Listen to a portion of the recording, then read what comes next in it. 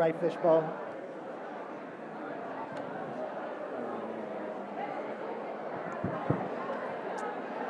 Hello, everyone. Good evening. We're going to be getting started here. If folks could continue to filter in and find a seat. There are plenty of seats open over here on this side, it looks like. If you're in the back and you're looking for a seat, come on over. My name is Sarah Alexander, and I'm the chair of the Portland Democratic City Committee. Thank you. And I'm really excited for this turnout this evening and for everyone who's out here.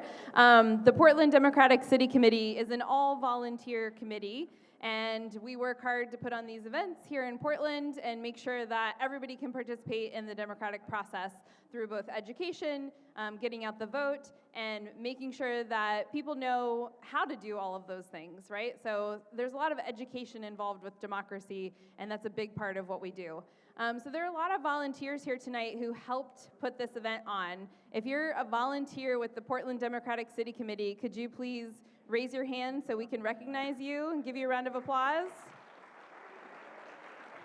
Yeah.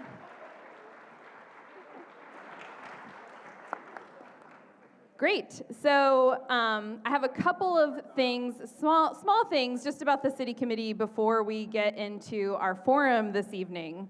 So the City Committee, we don't get any money from the state or from the county party. We have to do all of our fundraising locally to be able to put on events like this. And this event here tonight actually cost about $1,200 to put on. Which, yeah, that is cool. It costs $1,200 to put on, which means we need to fundraise to be able to not only cover the costs for this event, but for the next events that we want to put on. Because what is the primary? The primary is the kickoff to the election season. We are here tonight to welcome our amazing slate of candidates who are going to come to the stage shortly. But one of these, and Janet's already up here, but the truth is, yes, one of these candidates on this stage tonight, we are going to make governor in November.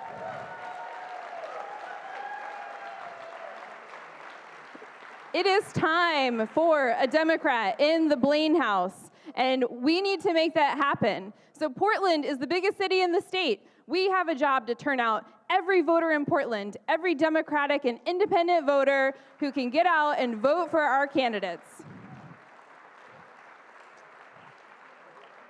So in order to do that, we need two things. We need people, we need volunteers, we need everybody in here who's fired up about getting a Democrat in the Blaine House to come volunteer with us. And you can do that tonight by signing up right at the entry table when you came in.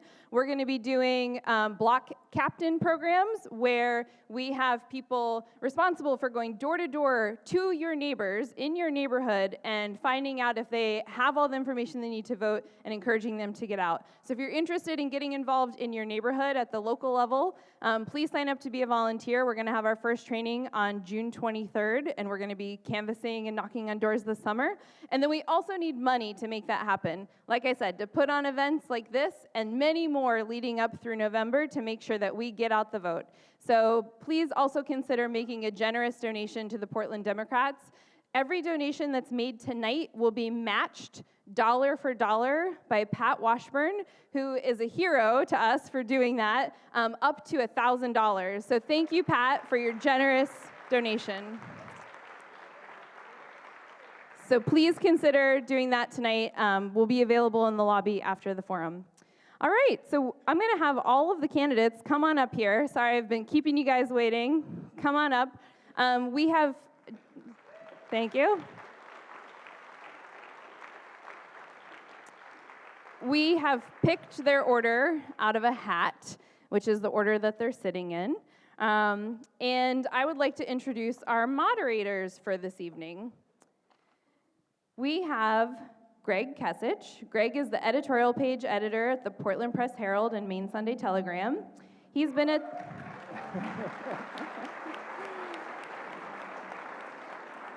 He's been at the papers in a variety of positions since 1994, and he and his wife Gail live on Munjoy Hill and are the proud parents of 2 Portland High School alumni. And then we have Meghan Gonsior.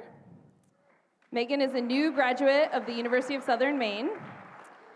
She's been in the Communication and Media Studies program, having received the Catherine Lasky Award for Public Service, and she's a proud military spouse, mother of 2, and Mainer.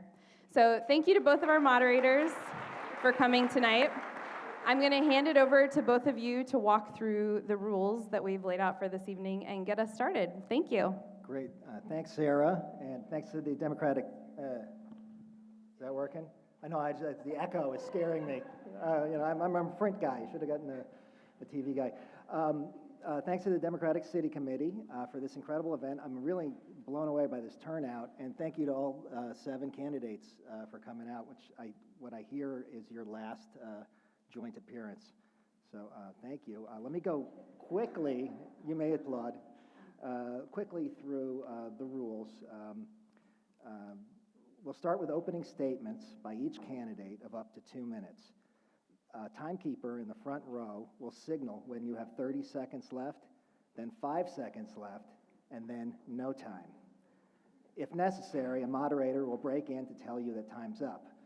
Expect us to be ruthless. We'll then have 3 rounds of questions and answers. In the first, we'll pose 1 question to be answered by all 7 of you, with each answer limited to 1 minute. Now it gets a little complicated, so I'm going to ask Meghan to take over. The next round involves 2 fish bowls. One contains the questions that have been selected by the City Committee from submissions by Portland residents. The other has the candidate's name. A question will be drawn by our assistant, Rowan Gonsior.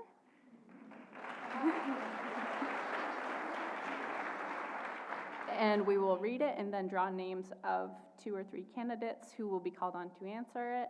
Each response will be limited to 1 minute. Since not every candidate will be called on for every question, each of you has been given a yellow card, which you can play 1 time during the debate if you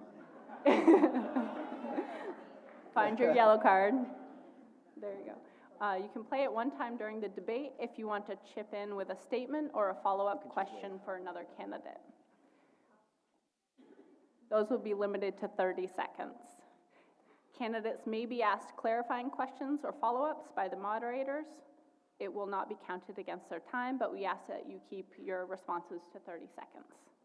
Candidates may get an opportunity to respond if, in the opinion of the moderators, they've been singled out by another candidate, and they will have another 30 seconds to do so. And finally, we will go to a lightning round where we present questions for each of you that can be answered in 1 or very few words. The audience will be looking for brevity. We will finish up with 3-minute closing statements delivered in reverse alphabet or reverse order from when we start. So we're going to start with the openings with an order that was selected in advance, randomly, and it's the order in which you're sitting, and we're going to start with Donna Diane. Oh. Whoop, upside down. That's not going to work. Gotta go. Good evening. Thank you for coming. I try to welcome as many of you as possible because I think this is important. I'm Donna Diane.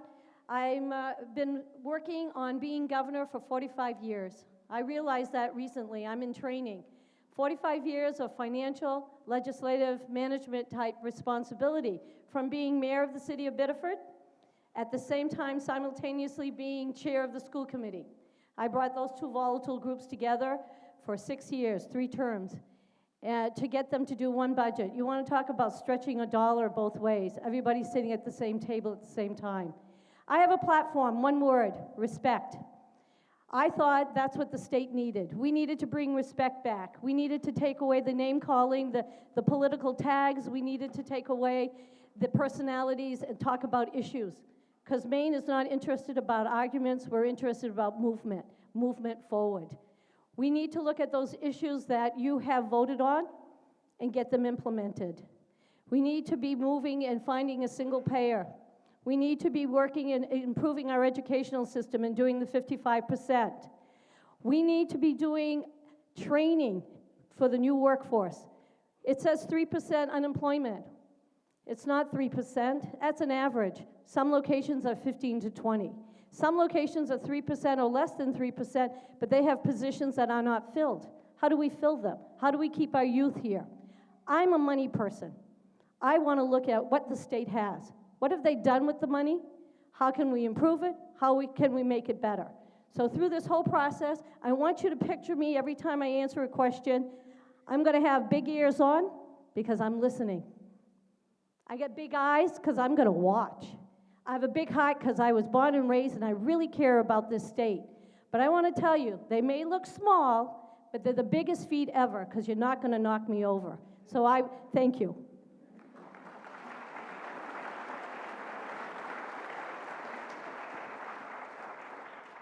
Good evening. Thank you for coming out and participating in this process. I think it's important.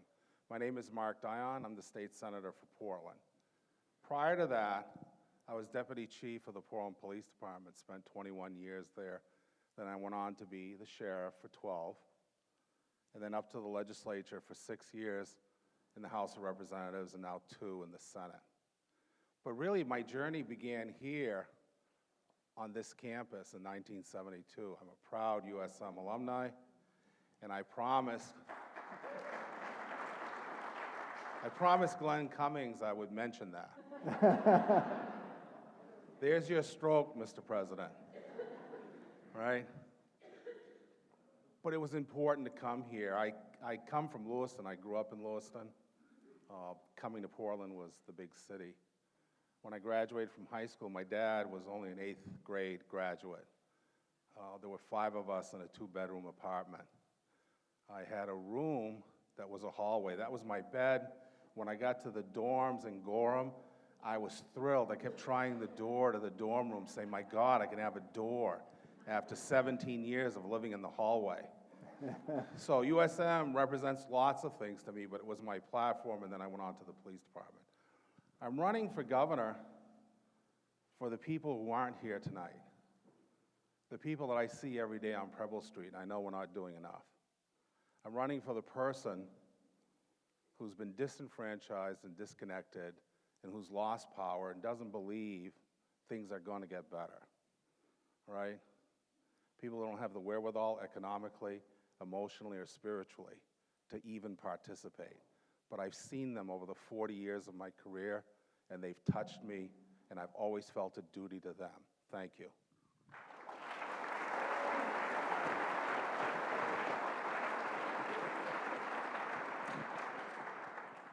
Well, good evening. My name is Mark Eves. I served in the legislature for 8 years. I was honored to be elected by my peers as Speaker of the House for 4 of those years. I live in North Berwick with my wife, Laura, of 17 years, that is allowing all of us to go on this crazy adventure.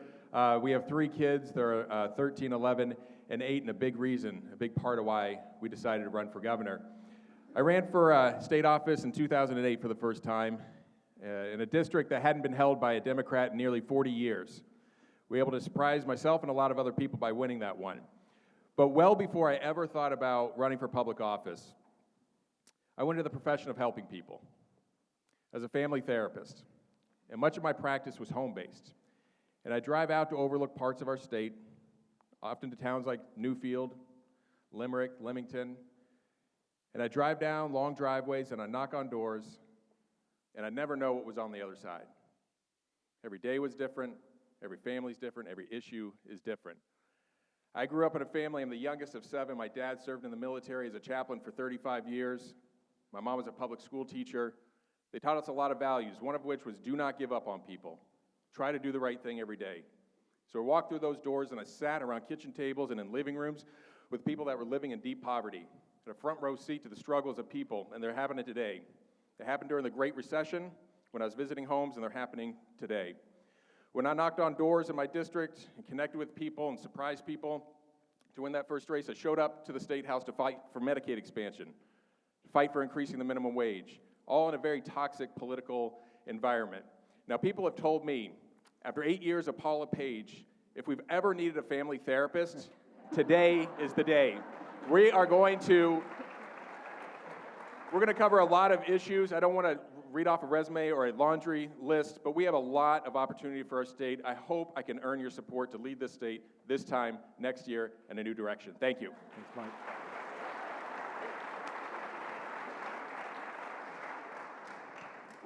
Gotta love the heels, right? Are you fired up?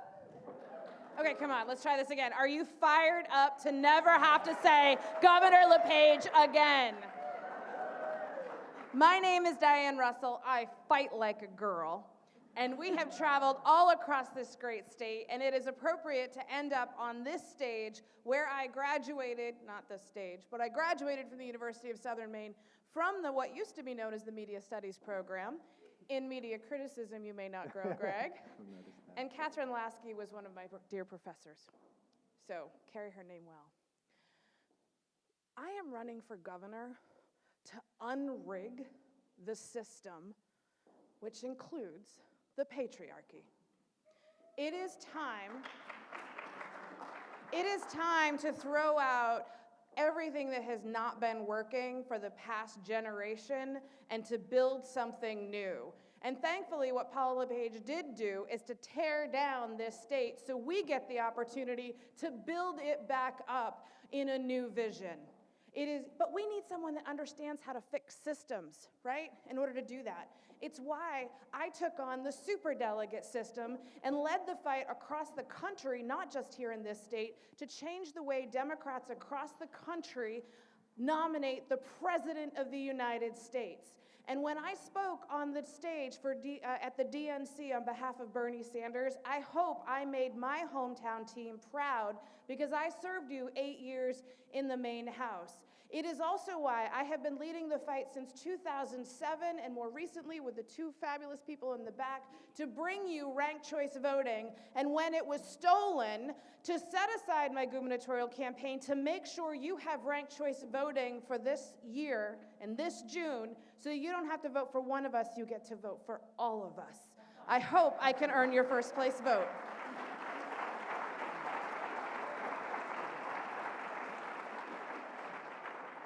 Good evening. My name's Adam Cody, and I have to say we've done over 50 of these events, I think, at this point, and Diane's always the toughest one to follow.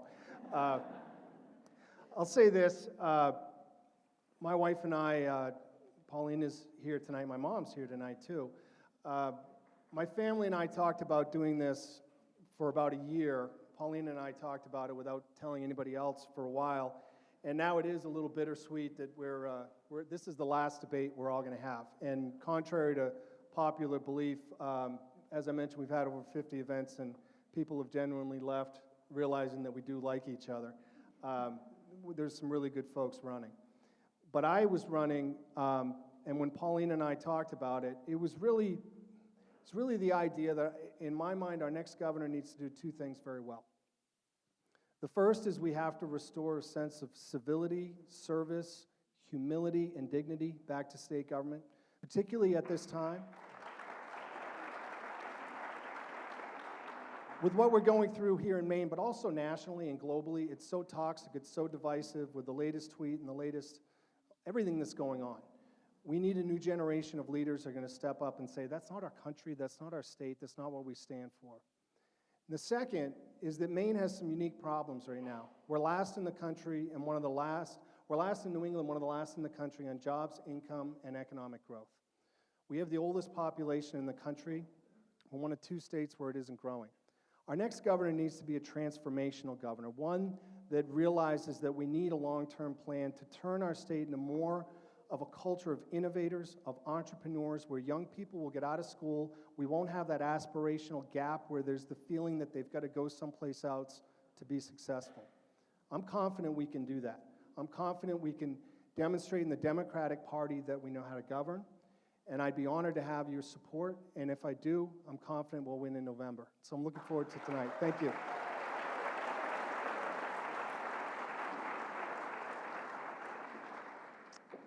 Good evening, and thank you all for coming out. This is so exciting. I am Betsy Sweet, and I'm a candidate for governor. Usually I'm last, because alphabetically I'm last, so I always like to say, I'm so glad you got to meet my cabinet first. I am honored to run with these people, because we are running as a team, because we know that we are not living the best that Maine can be right now.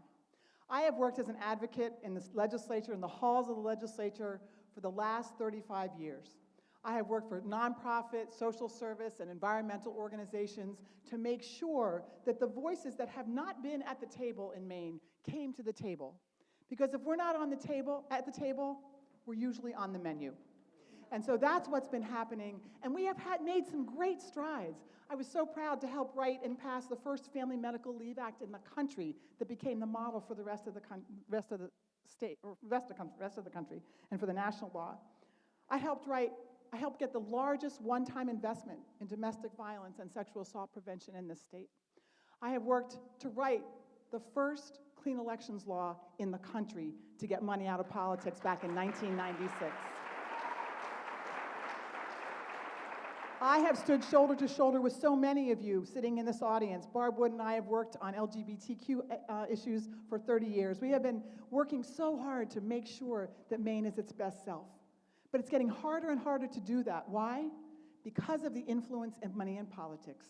It pervades our entire system. It's not as simple as giving you $100 for your vote. It pervades the agenda. It pervades who gets into the rooms. It pervades what we're going to talk about. And that's why I'm so honored and proud to have worked so hard to be the only clean elections certified candidate in this Democratic primary. Because if we don't get money out, we won't make progress on all the things Maine cares about. My only interest as governor will be your interest, and your fight will always be my fight, and I will always be on your side. I'm excited about the questions, and I can't wait to hear them. Thank you.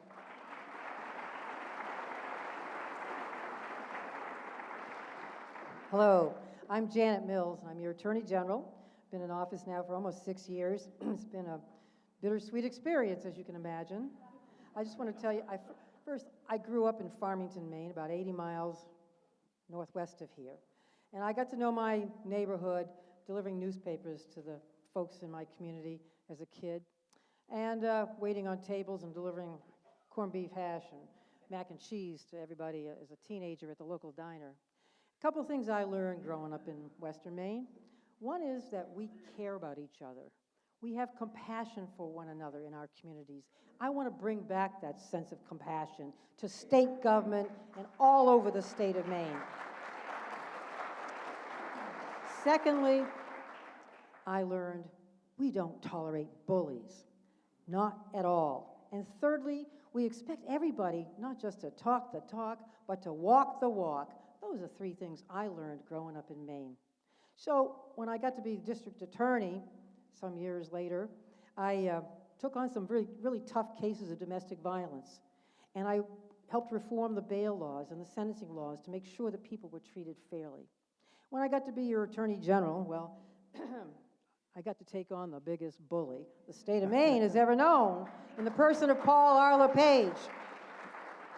And when he wanted to take thousands of Maine kids off of health care, I stood up to him, went to court, opposed him, and we kept those kids on health care. When he said Narcan only postpones death, it doesn't save lives, I bought a room full of Narcan and distributed it to 81 police departments, and as of the other day, we've saved 471 lives with that Narcan. I'm about getting the job done, standing up to bullies, pushing our state forward. I know how to turn the state around. I'm excited to be able to be here tonight and hopefully earn your vote on next Tuesday. Thank you.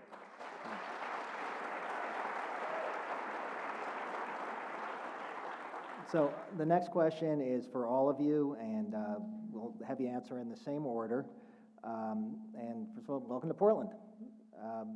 A lot of people think of Portland as an economic bright spot for the state, but the picture we see here is a lot more complicated. Though the Portland metro region generates more than half of the state's economic activity, we have pockets of deep poverty in our neighborhoods and schools, and we serve as a social service hub for much of Maine. Portland property taxpayers are on the hook for housing, community mental health services, substance abuse treatment, and other services while state support is in decline. If you were elected governor, would you support a local option sales tax to help service center communities like Portland raise revenues to pay for their unique needs? Why or why not? And what other ideas do you have for a place like Portland? And start with you, Donna. Yes, I do. At one time, I was looking at that when I was mayor of the city of Biddeford, looking at the possibilities of adding new revenue within each one of the communities. And at that time, obviously, I was focused on Biddeford, because anything that adds helps out in your educational system, especially.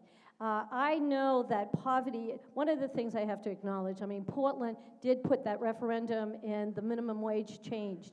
And as a result, it forced a lot of other individuals to start paying their employees that much money. So I think that's a good point that we have to address. Poverty is in existence because we need to be able to get individuals into jobs and into better secured locations so that they can become active members of our community to increase the income taxes that are coming into our community.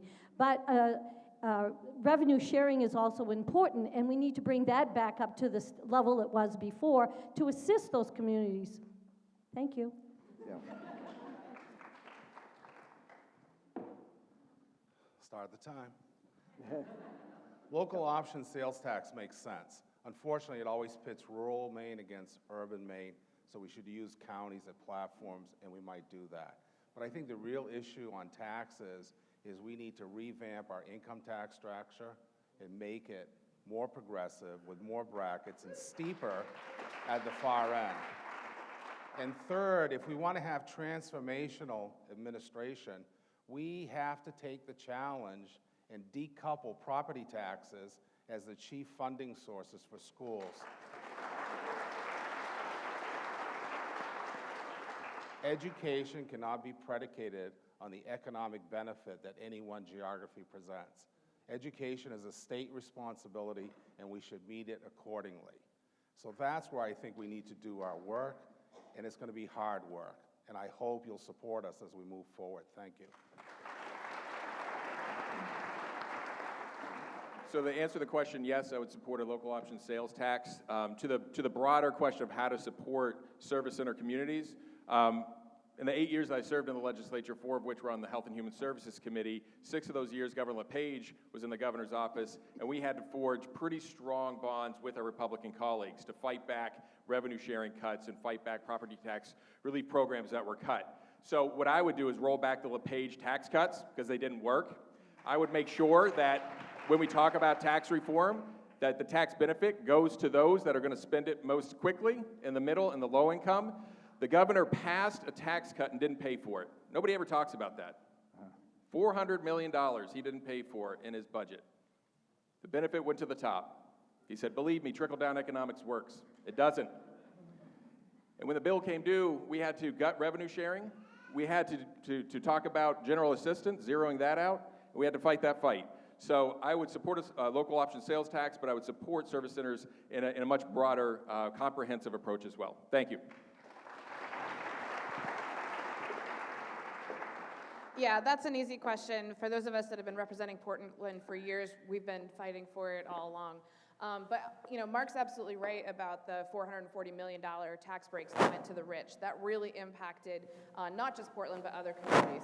But we also need to look at the fact that voters passed a 3% tax on the rich to fund education so that we could spread out some of the costs of education. And then what did the legislature do?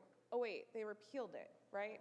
So that's not good policy. But we also need to be looking at creating economic opportunity in other parts of the state, because what's happening is that people are coming from other parts of the state that cannot support people who are homeless or in mental health crisis the way that Portland does. And Portland can't be and the service centers writ large cannot be the only places where we can provide public health and public mental health assistance to people.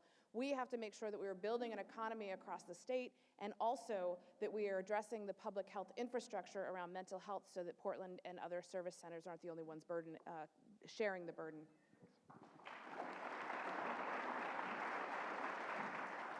And I would agree with much of what has been said.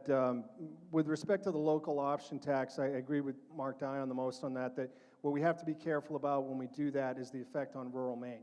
That's important because a lot of the lodging, a lot of the other taxes and things that local areas that enjoy the benefits of that, they're not able to do that in Milo.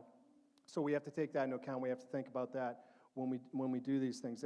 I've been the recipient or one of the folks, the recipients of a lot of the cuts in revenue sharing, the cuts in state funding that Governor LePage did, and it crippled our community. We have over 70% of our kids in most of our schools in Sanford on free and reduced lunch, and it really crippled us economically, and it's done that to lots of towns. The lack of support at the state level, whether it's respect to the social services or otherwise, are important. And I'll also point out the circuit breaker program, the homestead exemption. These are things that help a lot of folks at the local level, and also making sure that that portion of the real estate transfer tax goes to affordable housing. Thank you.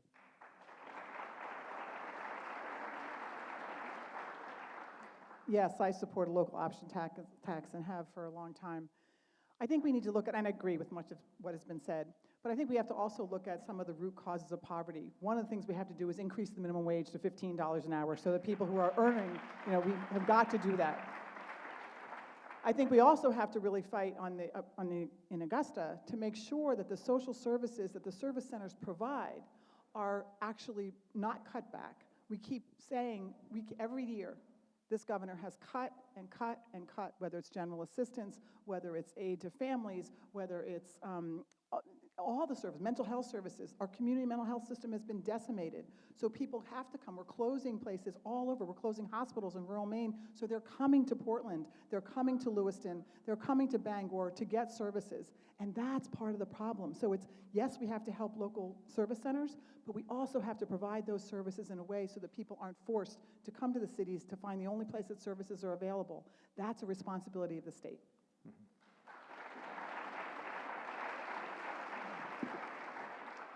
I don't think there's such a thing as an easy answer to the problems that Portland is facing. I'm very sympathetic with them. You've borne the burden of a tremendous social cost here, ranging from the opiate epidemic to an influx of people who need services, like every other service center. But the local option sales tax is a double-edged sword. If you pass only the meals and lodgings tax increase, Portland will be hurt. If you pass only a sales tax without the meals and lodgings, South Portland will be hurt. So you got to get around the table and figure out what's going to be the best solution. And you need people who will bring people to the table to change the tax mix. And you talk about the property tax burden. I really appreciate that too. I hear about that all over the state of Maine. We do need to bring back an enhanced circuit breaker program that benefits renters and property owners, residential property owners, and takes the burden off property owners for the schools. Need to look at the GPA and the EPS, the Essential Programs and Services, so that service centers are not overly burdened with the cost of education. We need to fund 55% for education too. Okay, thank you. Okay, so now we're going to our next round, and Rowan is going to pick a question out of the big bowl, and I'm going to give it to your mom. All right. So the question is, we have a recent history of ballot initiatives that have been delayed due to funding or regulation drafting issues. In some cases, the delay seems to result from legislative disdain. How can implementation be improved to respect the will of the voters in a timely fashion? And this is for Betsy Sweet and Janet Mills.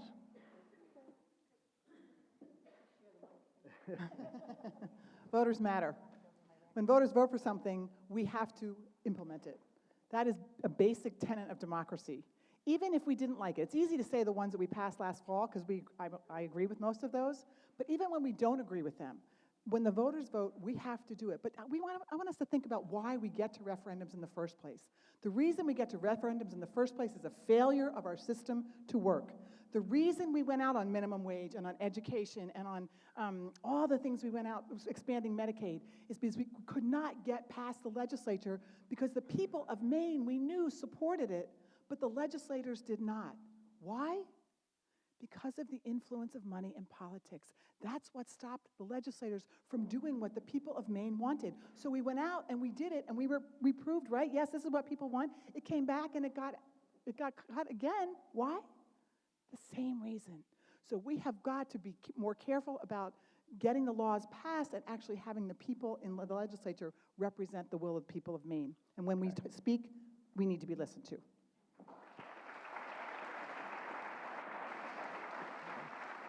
I don't disagree with Betsy at all. I think the will of the people must be adhered to. I also say, when I'm governor, we will not be governing by veto.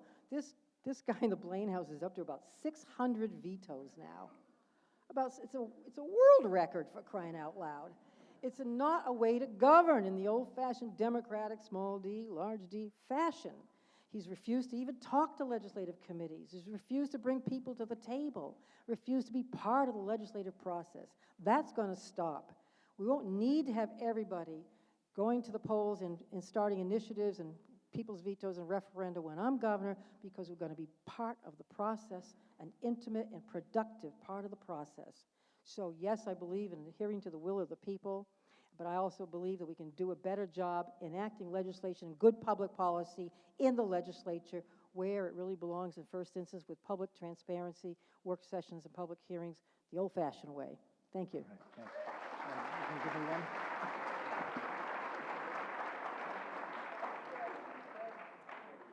Oh, yeah, we have a yellow card. Yes, I'm sorry. I only get one. It's fine. Uh-huh. I just can't not talk about this, having been at the party, fighting to get ranked choice voting on the ballot in the first place and the second place, getting marijuana legalization, and they keep saying, well, you didn't do it the right way, you should have gone through the legislature. Well, it's such crap, because I did take it through the legislature time and time and time again, and you know what? They kept telling me, no, you can't do it, you can't get it done. People at the legislature have no idea how hard it is, and they think we're stupid. I respectfully disagree that voters are stupid. If we're smart enough to vote for them, we're smart enough to vote for laws, and we're smart enough to vote them out. Okay, very good. All right. So, the next question, here's a question about commitment to diversity. What are some specific ways you will move beyond symbolic language to genuinely move us forward with regards to addressing sexism, racism, heterosexism, xenophobia, etc.? And this question is for Donna Dion and Mark Eves. You can play a yellow card. I have some actual specific examples of how to do that, because when I was mayor, we were having some bullying problems in the high school. And there was a group of kids, we got together.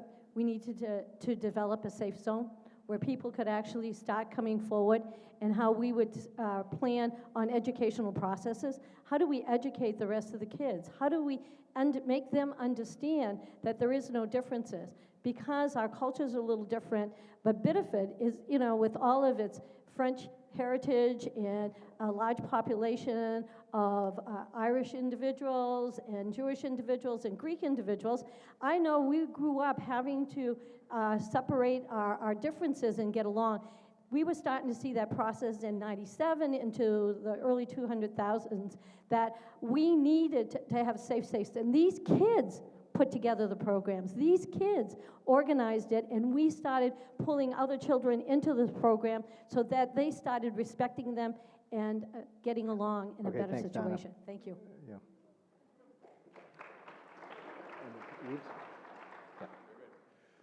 So you'll probably agree that there's so much hate in our politics today, right? I mean, you look at the tweets, you look on TV, and there's just so much hate in our politics. That's what we need to change, and that is the opportunity of this election cycle.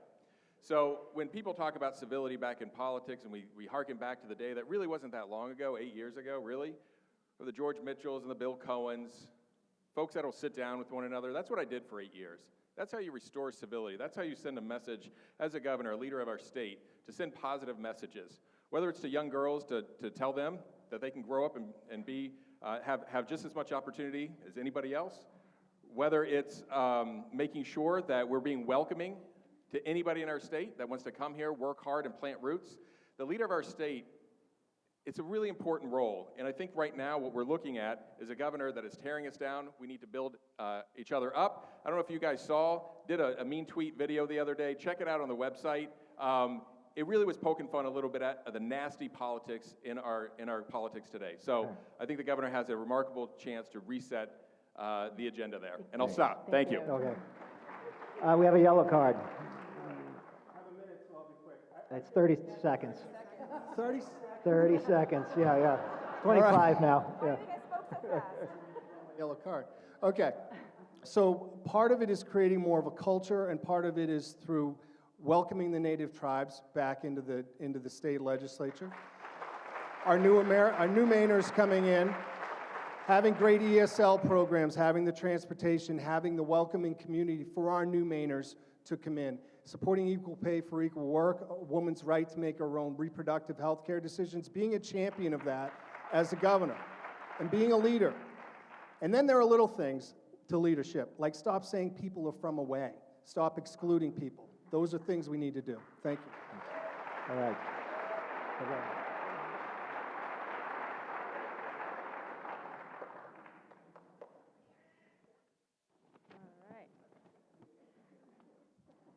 Since the 2016 election, we have witnessed record-breaking marches led and organized by women, a record number of women making plans to run for office, and social media campaigns highlighting the issues women face in the workplace through #TimesUp and #MeToo.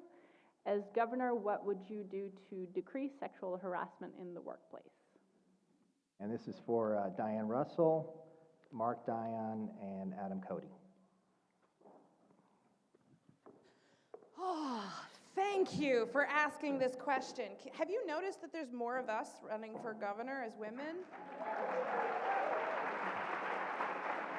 Did you know that there are 50% of Democratic House candidates this year are women? Have you noticed that progressive women are running and winning across the country? Do you have any idea why? I'm a little lost on it. I mean, I've organized a few protests, helped with Hamdi working on the gun rally protest that you guys all showed up to, organized the Muslim ban protest at the airport, because we always want to organize protests at the airport. But we have to have a conversation about powerful women and the role of women in power, because they're not always the same thing. Powerful women are treated very differently within our society and even within the Democratic Party. And we have to really open our eyes to that and make sure that we are opening doors and breaking glass ceilings. And honestly, may the best woman win.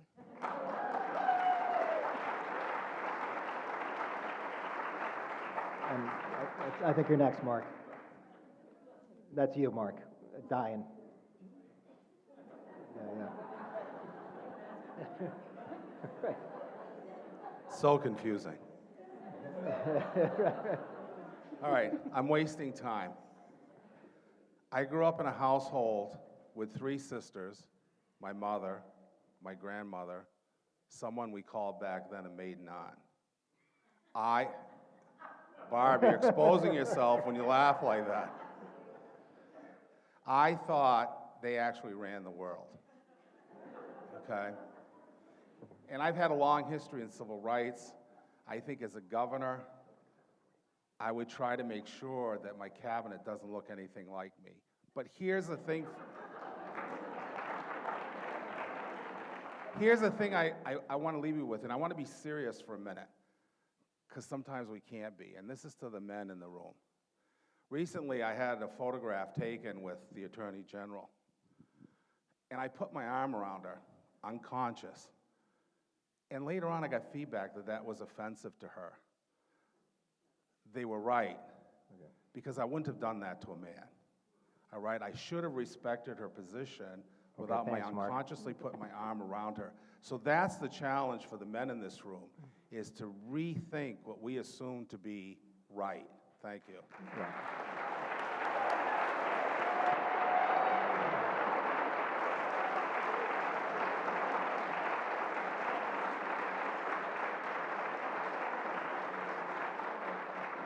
I'm delaying to give you your due. That was great. that was great. I think the Me Too movement has been long overdue. I'm a strong supporter of it. Pauline and I marched in both of the women's marches with our 3 daughters and our 2 sons. And at a real basic level, I want my daughters to be in a world that they're treated equally to my two sons. And as a leader, as a governor, that means supporting, as I said, a woman's right to make her own reproductive health decisions. It means equal pay for equal work. It means not allowing employers to ask people what they got paid at their last job. That's often used as discrimination.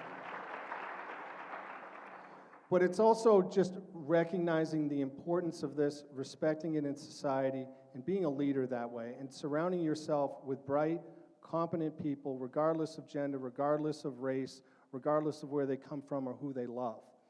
And we need to start doing that here in the state of Maine because we haven't been under the current governor. Thank you. And we have a yellow card from Betsy Sweet. As someone who has spent 35 years in Maine working on this issue, I had to say something. I started out here at the Maine Women's Lobby as one of the first lobbyists that Janet started, the Maine Women's Lobby, and then I served in the Commission for Women under a Republican and a Democratic governor. And what makes me sad is that we are not that far, we have not made that much progress in those 35 years. We just don't need good ideas, we need policies. We need sexual harassment policies. We need equal pay. We need an equal rights amendment. We need to have reproductive choice that matters. I have raised, there's two of my three strong daughters. I have three strong daughters. I've been a single mom for 3 years. Time is up, and it is time to say, yes, we're going to look like the rest of the state. We need equal number of women in all positions across state government, and that hasn't happened yet. It could happen now. Okay. I could say time's up, but didn't seem appropriate. I think we can do another round? Okay. Can you pick me a question? Thank you. Last year, Maine's Department of Health and Human Services has come under scrutiny after the deaths of Marissa Kennedy and Kendall Chick. After an initial review, OPEGA determined that DHHS has exhibited a trend of, quote, poor job performance and, quote, inadequate supervision. Since 2001, family reunification has been a top priority for DHHS in child abuse and neglect cases. If elected governor, how would your administration approach the issue of reunification? And this question is for Donna Dion and Mark Dion. Not together. Okay. And I'm sorry, over here we don't hear all of it. Did you just say unification? Reunification, family reunification. Okay, because I only hear Okay. some of the stuff that you're saying. I'm sorry. I think, I have worked with nonprofit organizations for 20 years. And we've been working with children that are abused and clinical outreach and family. And I think in some situations it is really important to work at resolving the core problems that are existing, and so you have to look at the entire family at that time. And I think at many situations we're able to create some safe zones for the individuals and address problems that are existing for the children. And with the reduction in revenue over that 20 years, it has made that situation extremely hard. I have fought over 20 years fighting Department of Health and Human Services because we are self-reporters ourselves, everyone in any of the levels everywhere, including nonprofits, to assist individuals to avoid those situations, to claim a direct impact by creating a situation of a safe zone to get individuals together. I have to stop.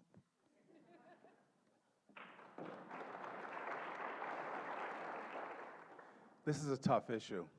When I was a cop, I worked on crimes against children. It doesn't follow a straight line. First, in terms of DHS, the first thing I would do is break off a part of that and make it a division of family and child services so we can have the proper focus that we need. Second, I believe there's a value in organizing your work around the best interest of the child, and the best interest of almost all children is to be in their family of origin. It's our work, and it's hard work, and it's long work to make that family a true family. In those instances it can't function that way, then the child should be removed and placed in a more safe environment. And just think about this for a moment before my time evaporates. Think about being a DHHS worker. They've been exploited and abused and neglected for 8 years, and we expect stellar performance. It's time to tell them there's a new sheriff in town. Okay. We have a yellow card. Janet, you have. Yep. Children. When I'm governor, we will meet, the Children's Cabinet will again meet. We'll talk about Long Creek, we'll talk about CDS, we'll talk about children in jeopardy. Reunification is a fine goal, but not at the expense of the best interests of the child. When I'm governor, someone will answer the phone. You can call Operation Game Thief and report a poacher in 2 minutes, but if you are a teacher, a doctor, or law enforcement and you report a child abuse case, you'll be put on hold for more than an hour. That will stop.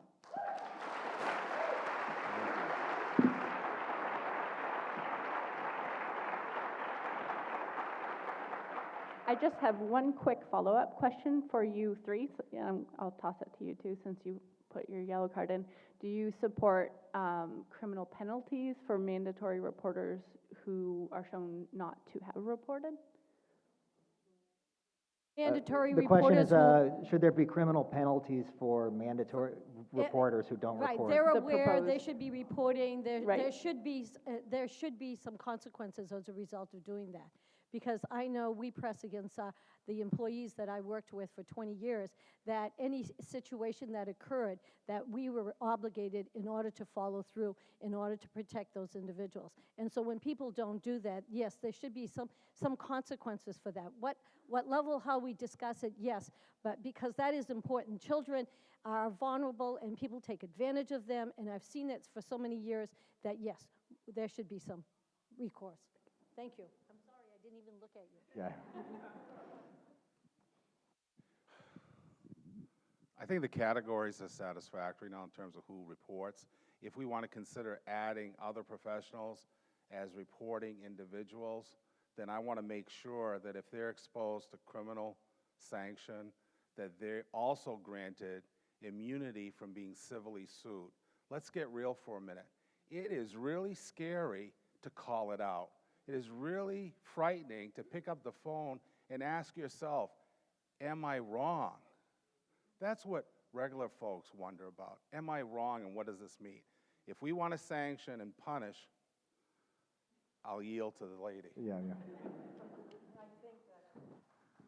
Penalty, the first thing is to train the people who are supposed to be reporting and make sure they know how to do it. They are provided with immunity right now under state law.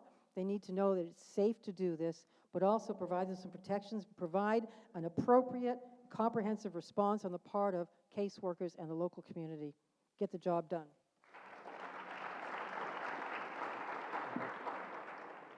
In 2017, the legislature approved a historic increase in education spending, moving the state closer but still short of funding 55% of education costs. Where would you propose the state get the money to fully fund the 55% requirement? And this is for Adam Cody and Diane Russell. Yeah, I talked earlier about being on the school committee in Sanford and the budget cuts that we had. In 2003, we passed the 55% requirement. We're getting closer to it under Governor Baldacci, and we've consistently gone down since that time. So restoring that funding and restoring the revenue sharing and the education funding is going to be critically important. We have a $7.5 billion biennial budget. And when you put together budgets, they're based upon priorities. For me, when I look at the two biggest priorities, it's DHHS, which has been, just torn apart with this governor, and education funding in particular. So I would find a way to get us to 55% based upon the budget constraints that we have, and being able to reach it is going to be critically important to help reduce the property tax constraints that we've had in the cities and the towns, because that's how they've tried to make up for the education funding. Thank you.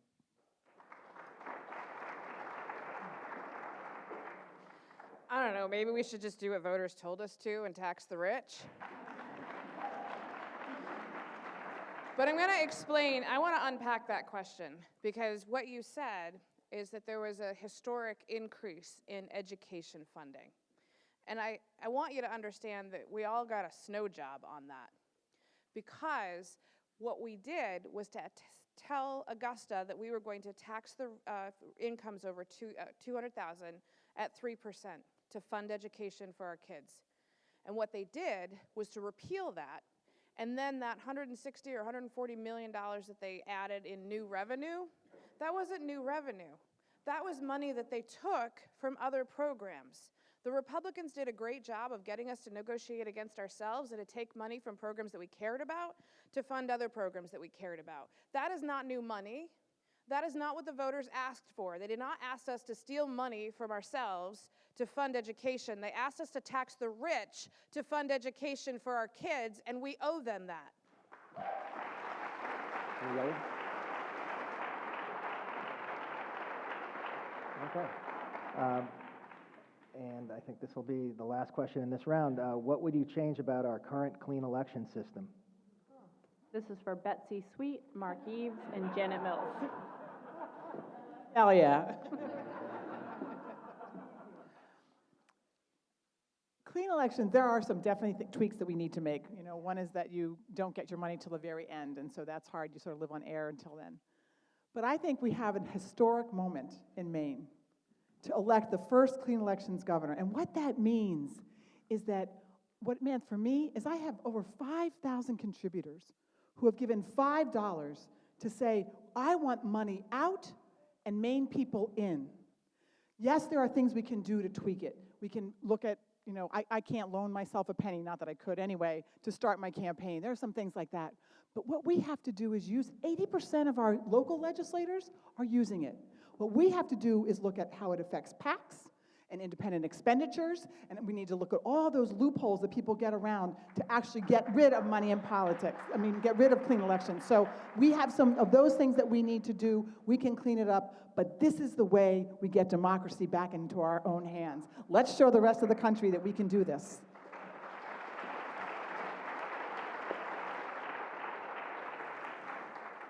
Great answer.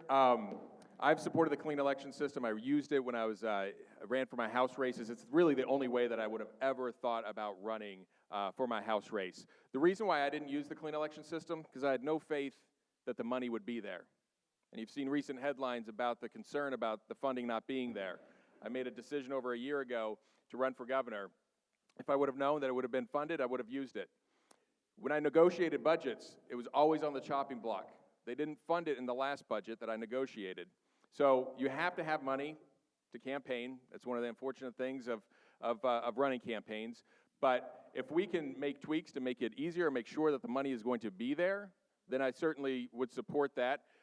Betsy was smarter than I was, took the risk and jumped in, and good for her for that. But under no circumstances am I not for the clean election system. Just want to take the moment. And I think we all support the clean election system. Betsy was just smart enough to use it. There you go. Okay. So now we go to the lightning round, and we'll go in the order that you're sitting, and starting with you, Donna. Name a positive attribute of one of your opponents. Do you want me to say it again? Positive attribute. One positive attribute of one of your opponents. I think, no. No. I have a positive attribute for all of them. I think they're very skillful in their specialty area, all of them. Thank you. Mark? So it's quick. Are we gonna? They're all gonna each answer each one, right? Yeah. So quickly, Mark. I picked somebody. No, yeah, just anybody. Oh Lightning. my God.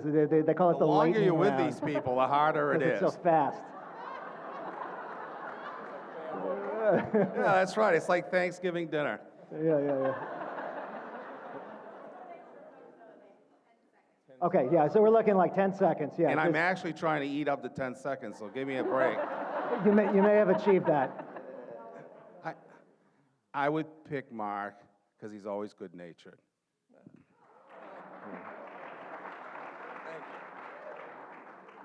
feel like I should return the favor, but you know I'm courting Betsy's suite, so.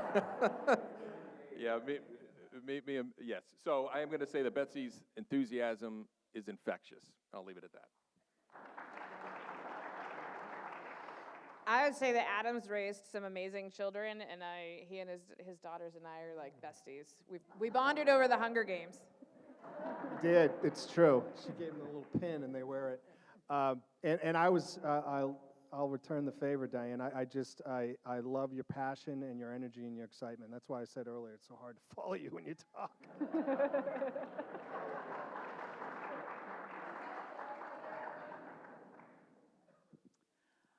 I have to say, I respect everyone up here for their courage. It is not easy to get up and run in front of 1.5 million people in the state and have your ideas and your thoughts scrutinized by every single person in the state with some very mean people out there. And every one of us has the courage to actually try and make this Maine a better state. So.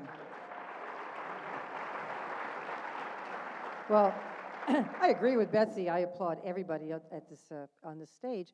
But I especially like Mark Dion's self-deprecating humor and his blunt demeanor.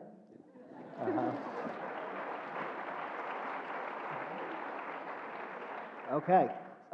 Excluding yourself and your family members, what is the name of the person or entity that is the single biggest donor to your campaign? Donna.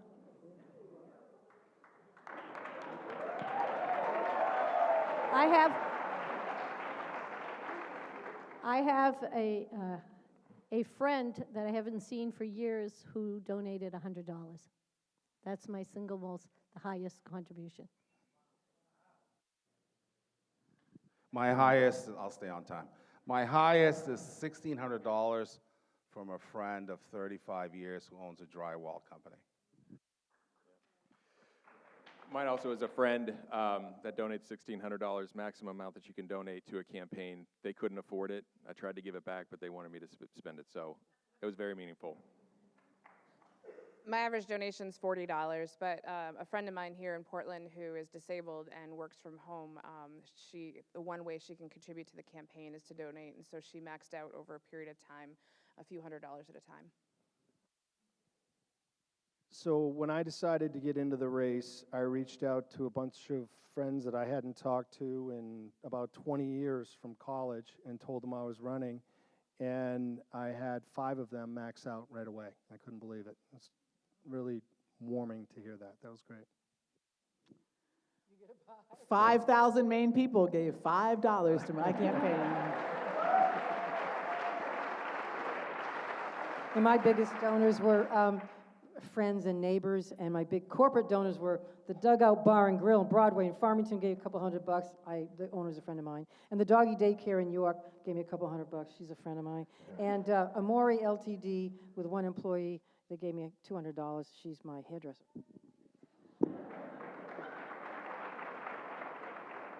Other than religious texts, name a book that you have read and reread. Did you hear that? Yes. Yeah. Something I've read and reread. I do Miracles. It's from Dr. Dwayne Dower. I've read that many, many times.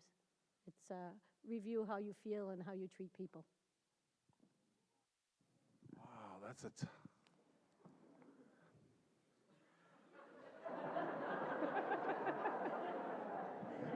Okay, this is going to be really boring, but it's the Rules of Criminal Procedure.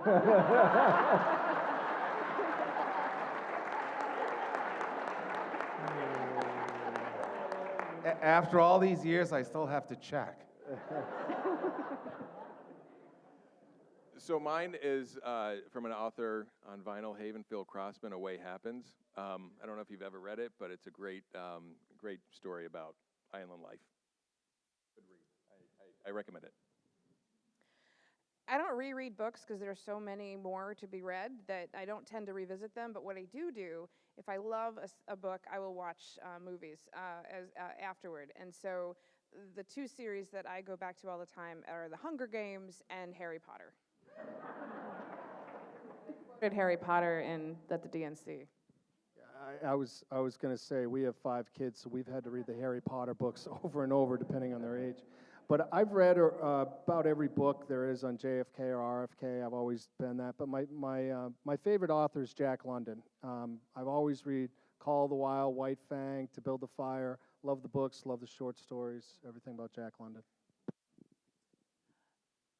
The book that was pretty seminal for me that I've read several times is Blanche Cook's biography of Eleanor Roosevelt. But yeah, but I also read a book that inspired me for this race, which was called The Shift, The Awakening, about how we are ready to really transform and change our system. I've read that many times during this campaign.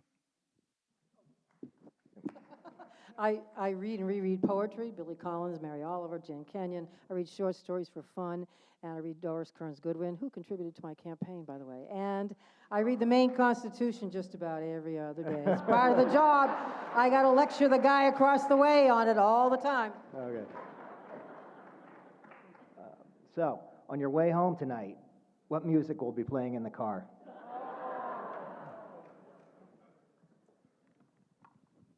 Probably a station on the blues, because it's very soothing and it leaves you with a good feeling. CLZ radio.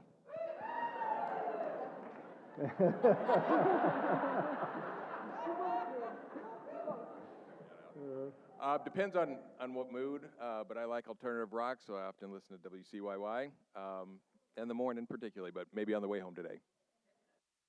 WMPG. Yeah, I'm CYY, 94.3 and 93.1, my two ones.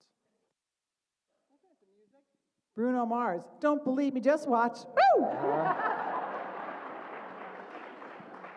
Hopefully Bonnie Raitt and Marvin Gaye. So, we could do one more? Or? Yeah. Okay.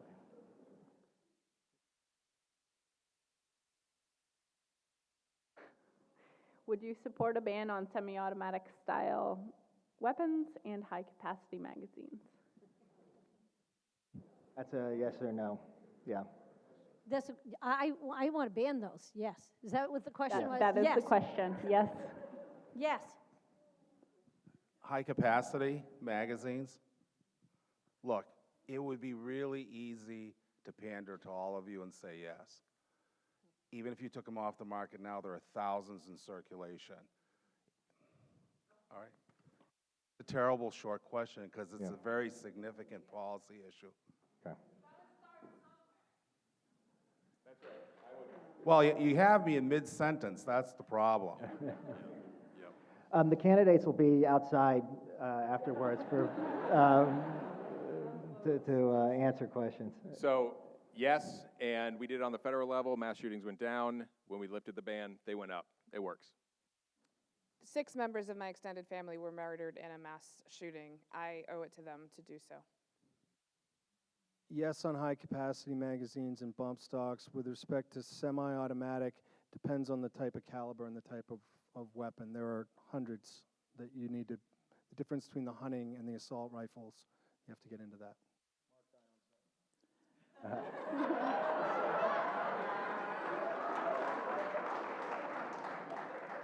Is that a... Not against you, Adam. Finish first? I always wanted to do Bill Belichick. Yes, yes.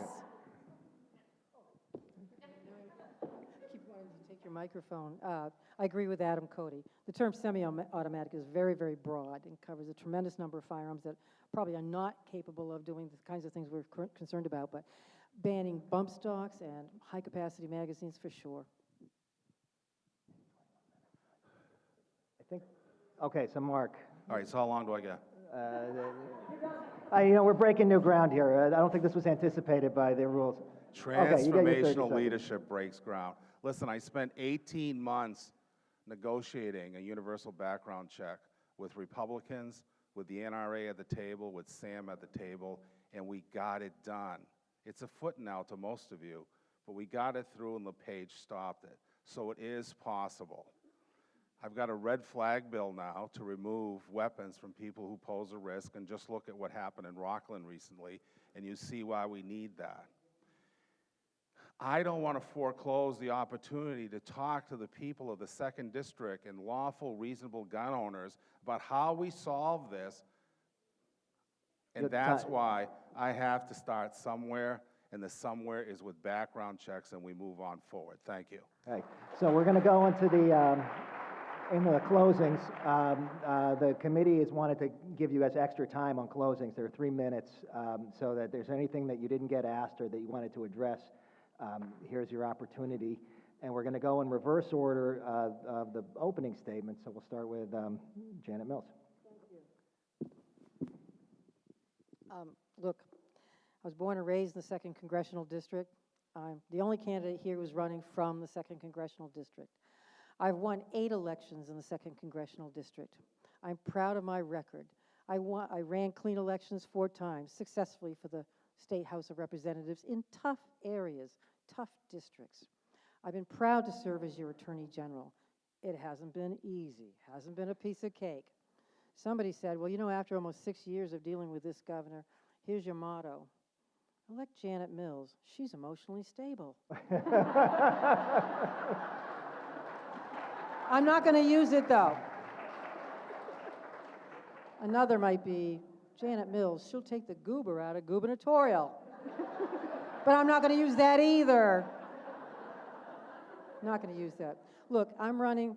I have 5 wonderful daughters I raised in this state. I married a widower with 5 daughters.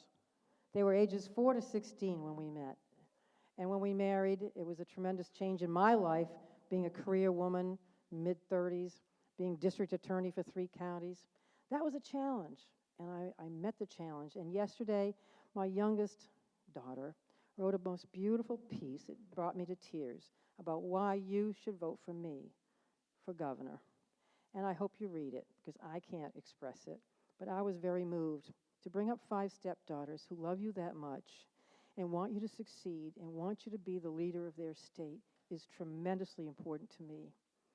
My 4 grandchildren are also important to me, and they all live in the state of Maine. And I want to make sure that this state is a land of opportunity for them, that they may have a chance to stay here or return here if they choose to leave. So I'm running for office for them, and I'm running for office because of my husband, who passed away 3.5 years ago. That last year of his life taught me so much about the Maine healthcare system. Dealing with high deductibles, co-pays, the high cost of prescription drugs, and that's if you're lucky enough to have insurance.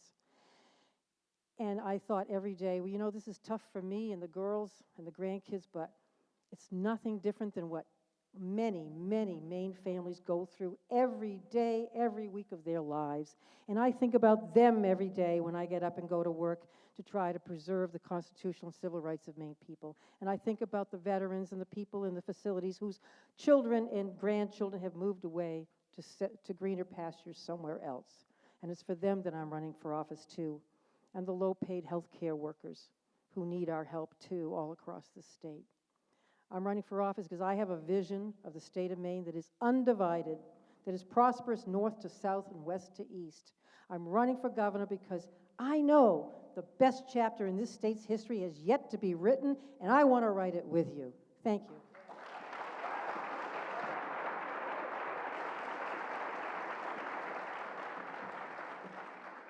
Thank you. Thank you to the Portland Democratic Committee and to you and to my incredible colleagues on our last night together in a forum.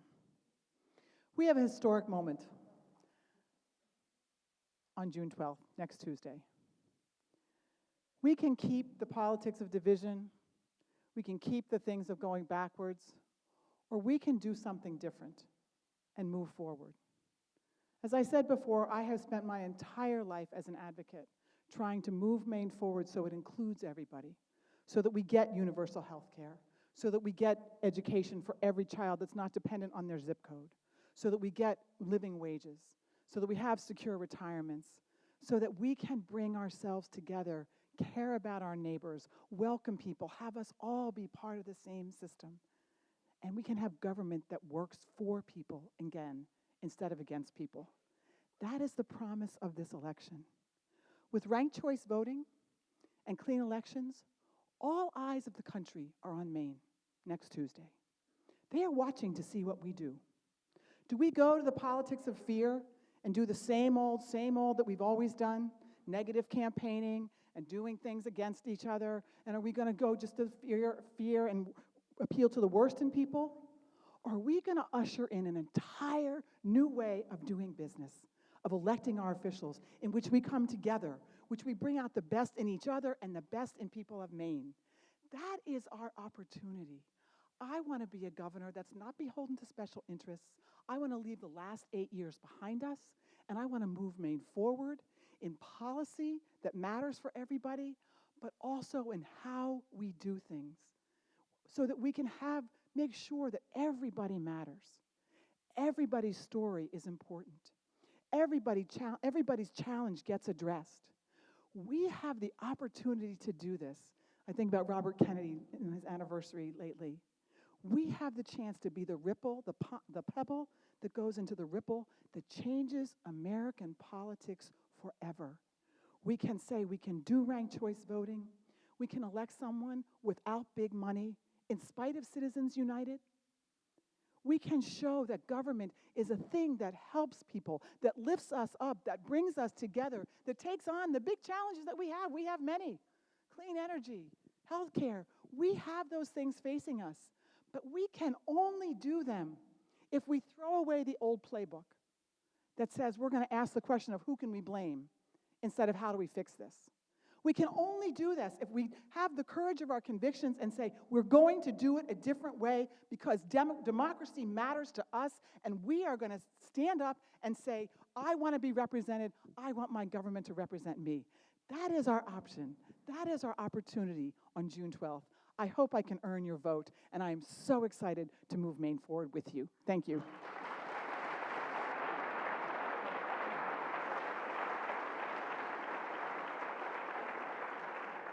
It's a great honor to be here tonight, and I'm glad I'm glad you really get a sense of all of us tonight. And frankly, I think so many people are caught up in the negativity that's going on with the campaigns, with us, with the Republicans, second CD race. And I'm reminded, with just 5 days out, that to me, and I believe to all of us, we're all really coming back to why we get in this to begin with. And it wasn't, I didn't have in mind anybody else that was going to be running it. Pauline and I talked about it. And for me, it was that transformational piece that I think is incredibly important for our next governor. I was born and raised in this state, and I love it. But I've also been over and I've been around the world. I've had 3 combat tours.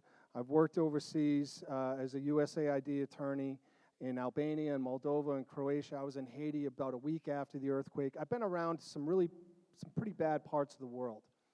And I remember being a kid and just sort of spinning the globe around and picking little spots. You'd find these little spots on Earth. And at a real macro level, I look at the state of Maine. We have a beautiful spot here. We ought to be able to have the best public schools. We ought to be able to have best broadband. We ought to be able to provide health care for everybody here. We ought to be able to lead in some really important things. I think that we can lead in renewable energy. I believe we can be a regional provider and a global leader in the technologies, and I think it'll bring jobs. I understand the paper companies are shutting down, but you know what?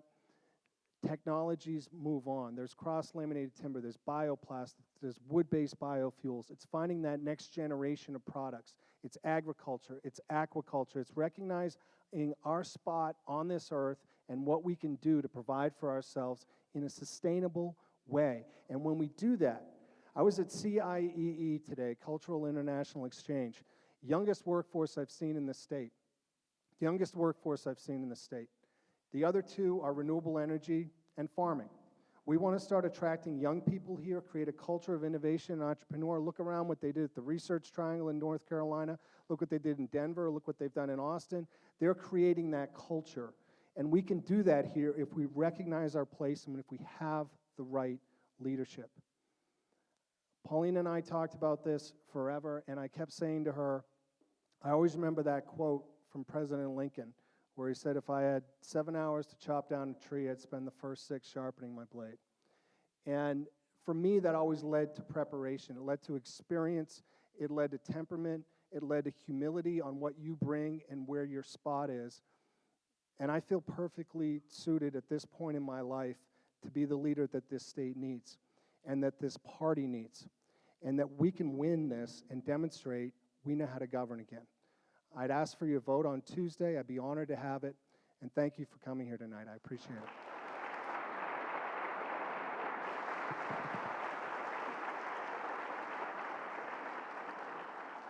I hope you've learned tonight that despite the fact that we're running against each other, we are also running as a team, and that we really are super excited to be a team, even when we do have disagreements.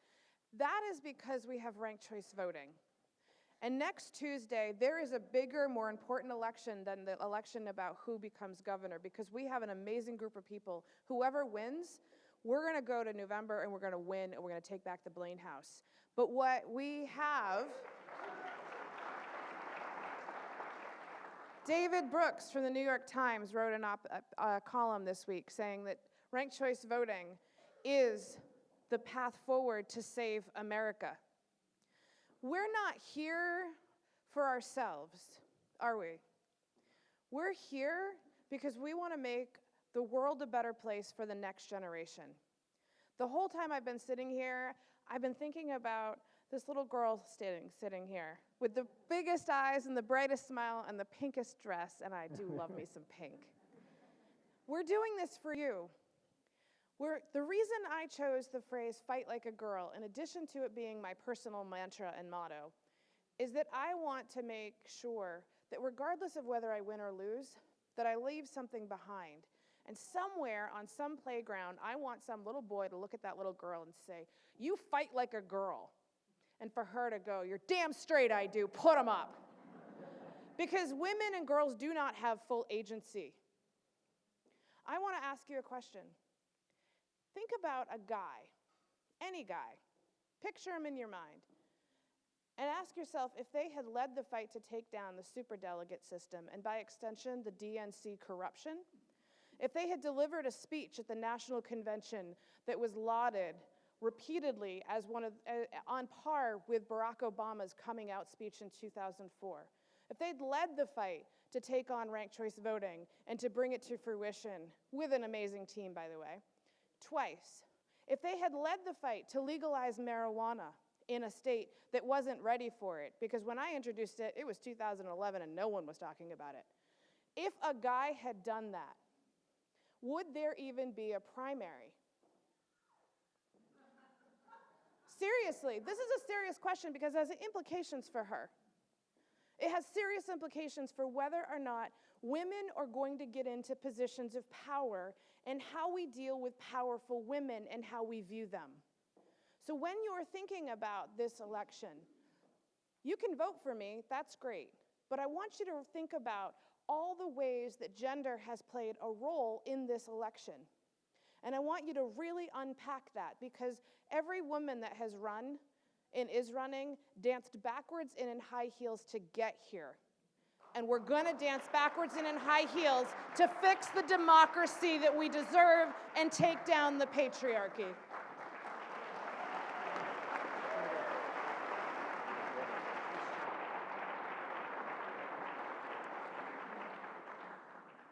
So are you all ready to stop being embarrassed by your state and your governor? Are you ready to be proud again of Maine? I am. I'm sick and tired of the division that our governor has brought to that office. We have some enormous challenges for our state. We had 418 people die of an overdose last year. It's the legacy of LePage. On his watch, those numbers went up over and over and over again. Unemployment's low, but so are wages.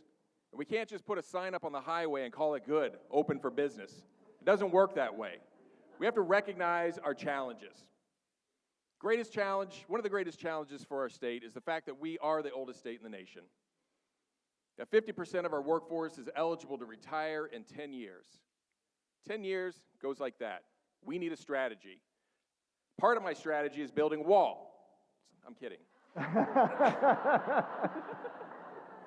But if we built a wall from New Hampshire to Canada and made them pay for it, which we would, and we kept every kid that was born over the next 20 years here in our state and got them into our workforce to replace every retiring job out there, the number of kids, the number of new workers, it wouldn't even be half of the workers that we need to plug in to the retiring workforce.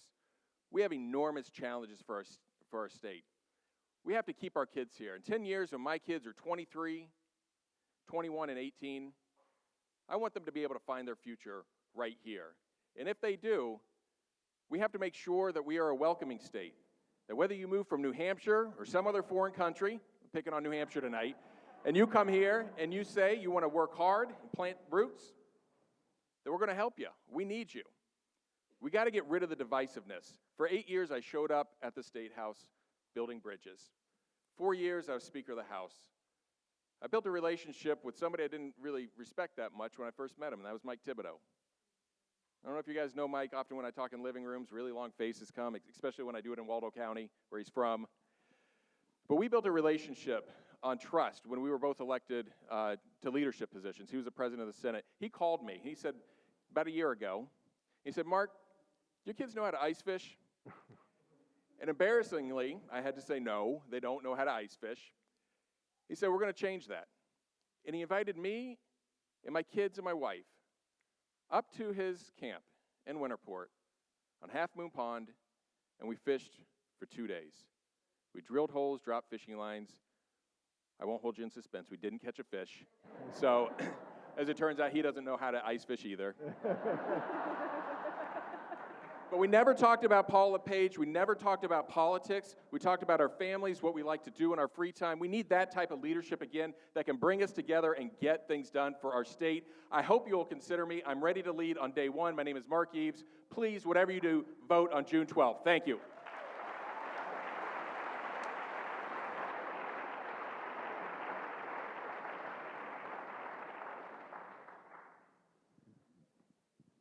Those were great speeches. It's hard to come at the end.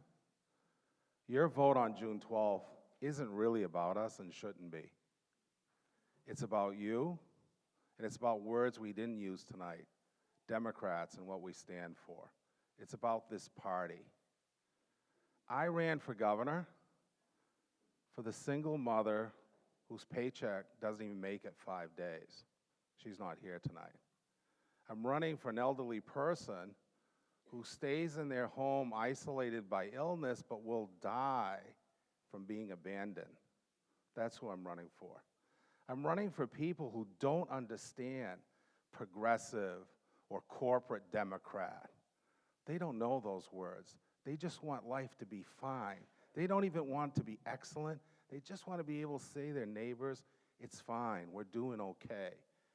Yet today they work so hard and it seems like they're falling behind. I'm running for parents who are trying to figure out how they'll get their kids through college because they were given that that's how you measure success in a family. But their parents are growing old and they really don't know what they're going to do. And they've taken themselves out of the equation. That's who I'm running for. They want a governor that'll make their life predictable and somewhat consistent. We can be transformational, but they want it to work at Hannaford's, right? They want to be able to pay the bills. They want to think they have something set aside to have a good time. Real people, regular people, want a regular life, and they look to Democrats to do that, and we get caught up in our heads. We should stand for them. Our party should be big enough and strong enough in our ideals that we can engage the Republicans, not for revenge, but to hold them accountable for what they've done, but reach out with the possibility of partnership. That's why I'm running for governor. That's what's important to me. I'm running for people captured by substance abuse disorder. They're jamming a needle in their arm right now, and they're going to die alone in some public bathroom. And that's not right. I'd like to quote Kennedy, but I'll quote a Portland bureaucrat. When I was a young cop in Kennedy Park, and they held a meeting, and they say, we're going to discuss the projects tonight, I got up and said, if they're projects, when will they be done?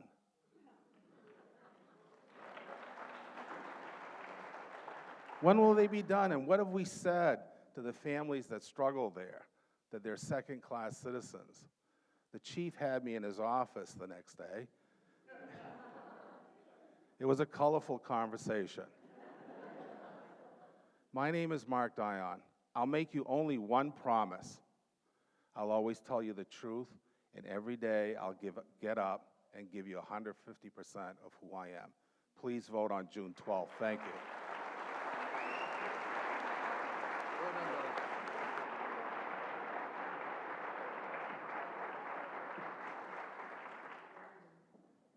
I started with my big ears, and I want to talk about my button.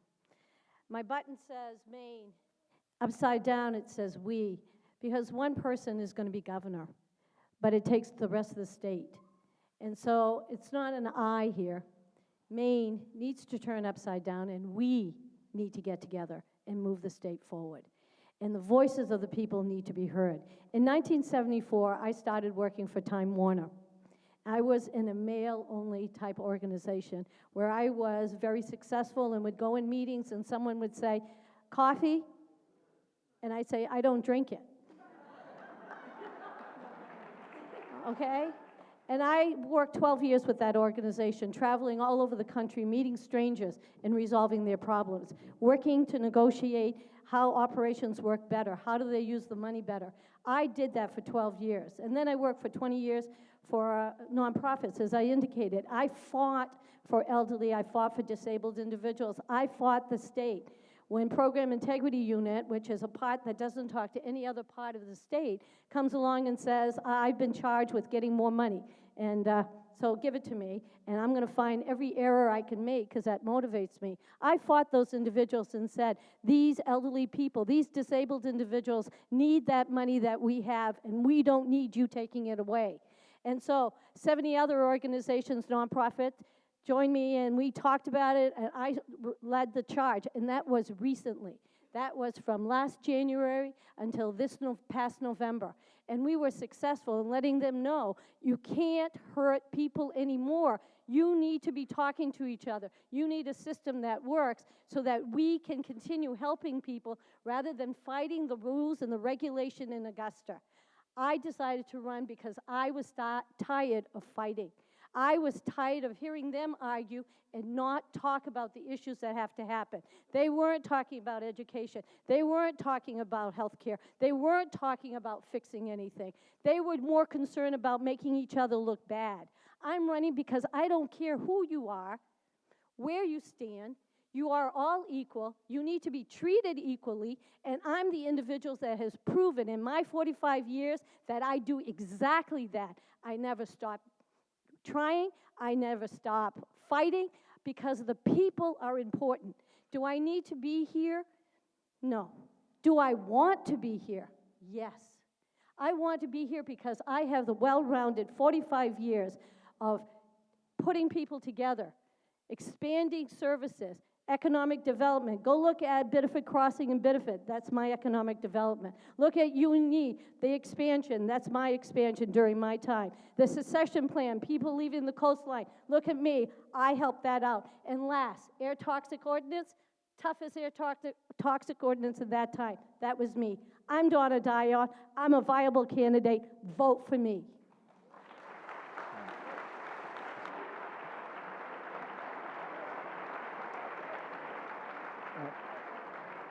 I think we just want to thank the Portland Democratic City Committee for putting together this incredible event.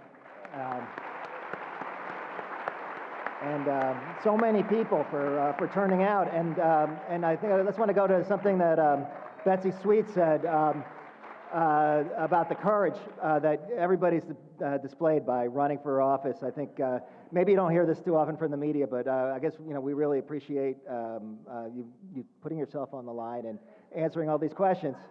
And thank you very much. I think they should get a round of applause.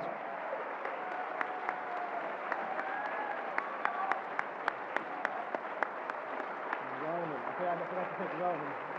You have to take Roman. She's already gone.